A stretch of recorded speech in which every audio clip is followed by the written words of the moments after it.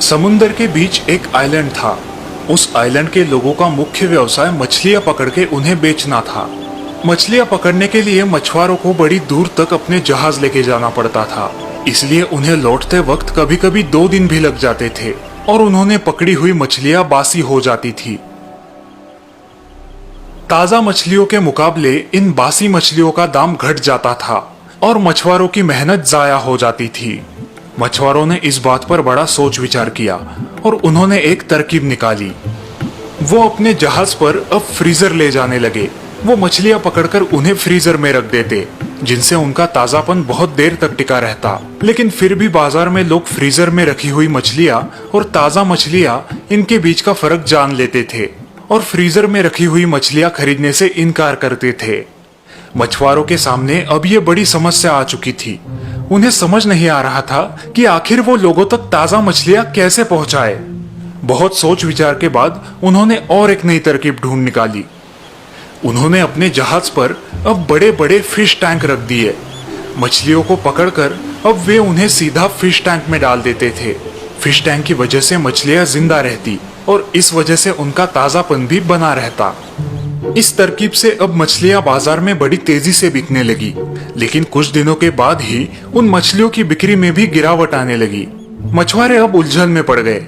उन्हें ये बात समझ नहीं आ रही थी कि इन मछलियों की बिक्री में आखिर इतनी गिरावट क्यों आ रही है। उन्होंने इस बारे में अपने कुछ बड़े ग्राहकों से बात करनी चाहिए। ग्राहकों से बात करते ही एक बड़ी ही अजीब बात उनके सामने आई। ग्राहकों का मानना था कि मछलियों को फिश टैंक में रखने से वो बड़ी ठंडी हो जाती है। मतलब ये कि उनकी जीने की आस कम हो जाती है।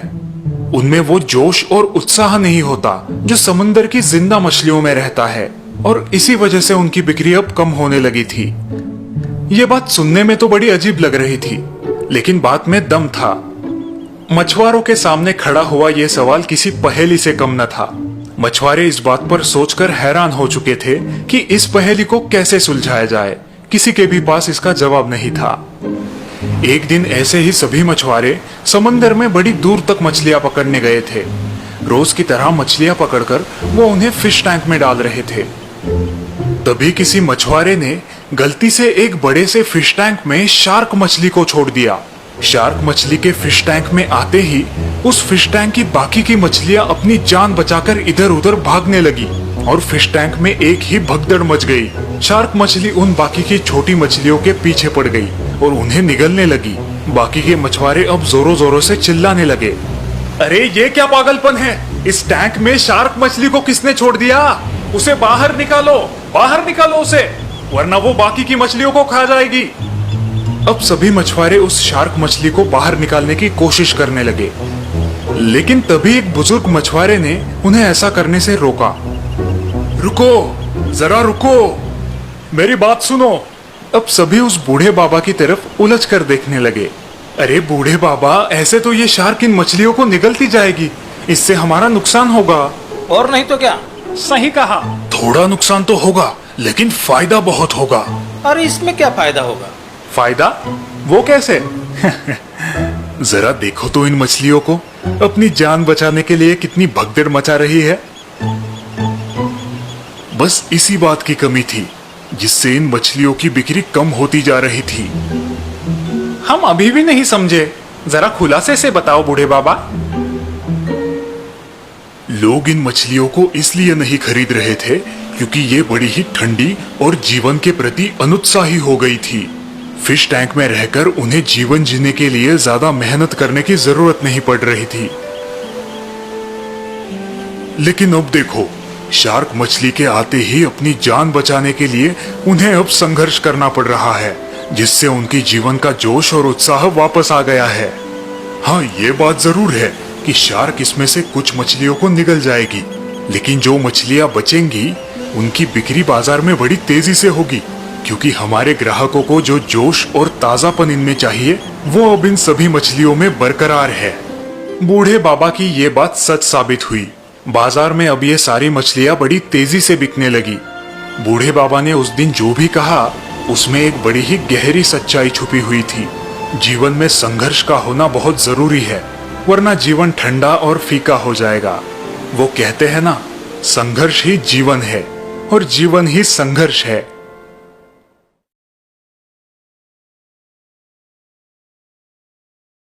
विलासपुर गांव में पिछले 3 साल से बारिश नहीं हुई है। गांव के किसान बेहाल हैं। हर साल की तरह इस साल भी बारिश का कोई लक्षण नहीं दिखाई दे रहा। हमें लगता है गांव छोड़ के शहर चले जाना चाहिए। कुछ ना कुछ काम धंधा मिल ही जाएगा। अरे भाई, अपना घर जमीन छोड़ के कोई पराई जगह जाता है क्या? तो आप ही बताइए, गुजारा कैसे करें? कुछ उगाएंगे नहीं तो परिवार को क्या खिलाएंगे? ये सारी चर्चा सुनने वाले गांव के बुजुर्ग सुखदेव एक सलाह देते हैं। मुझे लगता है वरुण राजा को प्रसन्न करने के लिए छोटी सी पूजा और हवन कर लेना चाहिए। हाँ हाँ, सुखदेव भैया ठीक कह रहे हैं। सभी लोग पूजा और हवन करने के लिए मान जाते हैं। ठीक है, 10 दिन बाद गांव में छोटी सी पूजा और हवन कर लेंगे। उसी रात सुखदेव का पोता शरद शहर से गांव आता है। शरद शहर में साइंस की पढ़ाई कर रहा है। सुखदेव उसे गांव का हाल बयां करता है। बस अब सब कुछ वरुण राजा की कृपा पर निर्भर है। दादाजी, पापा ने कुछ पैसे भेजे आपके खर्चे के लिए। हाँ हाँ बेटा, मैंने कल ही फोन किया था बबलू को। दादाजी, यह सूखे की वजह से इतनी परेशानी है तो आप हमारे साथ शहर क्यों नहीं चलते? नहीं बेटा, पूरी जिंदगी गुजर गई इसी गांव में। अब आखिरी सांस भी यही लूंगा। बस इस सूखे पर कोई इलाज मिल जाए। शरद दादाजी की बात सुन के सोच में पड़ जाता है। दूसरी सुबह दादाजी शरद को उठाने जाते हैं, लेकिन शरद अपने बिस्तर पर नहीं है। सुबह सुबह कहाँ चला गया ये लड़का? कुछ देर बाद 2 गांव वाले सुखदेव के घर आते हैं। सुखदेव चाचा, ये आपके पोते को क्या हुआ है? क्यों, क्या हुआ है भाई? चलिए हमारे साथ खुद ही देख लीजिए। सुखदेव गांव वालों के साथ अपने खेत पर जाते हैं और वहाँ का दृश्य देखकर चौंक जाते हैं। शरद, ये क्या कर रहे हो बेटा? दादाजी, मैं पानी जमा करने के लिए यहाँ छोटा सा तालाब तैयार कर रहा हूँ। तालाब बना रहा है ये। ये क्या मजाक कर रहे हो भाई? पिछले 3 साल से यहाँ बारिश की एक बूंद भी नहीं टपकी है। ये शहर के लोग खुद को बहुत होशियार समझते हैं। बेटा, क्यों इतनी मेहनत कर रहे हो बेवजह? बारिश नहीं आई तो तुम्हारे सारे परिश्रम बेकार हो जाएंगे। सुखदेव और गांव वालों की बातें सुनकर शरद सिर्फ हल्के से मुस्कुराता है। दादाजी, हाथ पे हाथ धरे बैठने से कुछ नहीं होगा ना? कोशिश करने में क्या बुरा है? शरद की बात को गांव वाले हंसी मजाक में लेते हैं और वहाँ से चले जाते हैं। अगर तुम्हें विश्वास है कि कुछ ना कुछ अच्छा होगा तो मैं कल 2 लोग और तुम्हारी सहायता के लिए भेजता हूँ। हाँ दादाजी, वो बहुत अच्छा होगा। 5-6 दिन ऐसे ही निकल जाते हैं। शरद 2 मजदूरों की मदद से एक छोटा सा तालाब खोद लेता है। एक तरफ सुखदेव अपने पोते की मेहनत देख रहा है और दूसरी तरफ गांव वाले उस पर हंस रहे हैं। सुखदेव के पोते का दिमाग खराब हुआ है। वरुण देवता के साथ साथ उसके लिए भी पूजा करवाते हैं। गांव वालों की बातें सुन के सुखदेव को बुरा लगता है। उस रात अचानक बादल गरज उठते हैं। धुआंधार बारिश होने लगती है। गांव वाले खुश हो जाते हैं। दूसरे ही दिन गांव वाले नुक्कड़ पर जमा होते हैं। रात की बारिश की वजह से सारे खुश हैं। चलो, भगवान ने हमारी सुन ली। इस साल अच्छी फसल उगाएंगे। हाँ, लेकिन कल रात की बारिश की वजह से सिर्फ ऊपर ही जमीन गिली हुई है। नीचे की मिट्टी सूखी की सूखी है और अब फिर बारिश कब होगी पता नहीं। अब जुताई तो कर सकते हैं, लेकिन अगर फिर से बारिश नहीं हुई तो बोवाई करना मुश्किल होगा। तभी सुखदेव और शरद वहाँ पहुँचते हैं। लेकिन हम हमारे खेत में दोनों कर सकते हैं। सब लोग आश्चर्य से शरद को देखते हैं।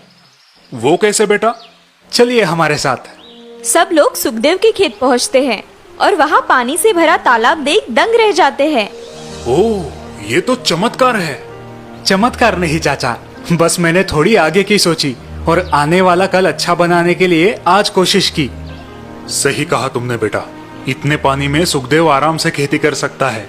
वाह बेटा, लोगों के तानों ने तुम्हें तुम्हारे लक्ष्य से विचलित नहीं किया। सरपंच जी की बात सुन के बाकी के गांव वाले शर्मिंदा हो जाते हैं। काश हमने भी हमारे खेतों में तालाब खोदा होता। अब पता नहीं कब बारिश होगी भी या नहीं। मेरे पोते ने आज हमें ये सीख दी है कि कल अच्छा बनाना है तो आज पे काम करो। खराब परिस्थिति के बारे में सिर्फ सोचते बैठने से कुछ हासिल नहीं होगा। वो तो एक ना एक दिन बदल ही जाएगी। और हाँ, हमें उस बदलाव का फायदा उठाने के लिए तैयार भी रहना जरूरी है। शाबाश बेटा, आज तुमने हम सबकी आंखें खोल दी।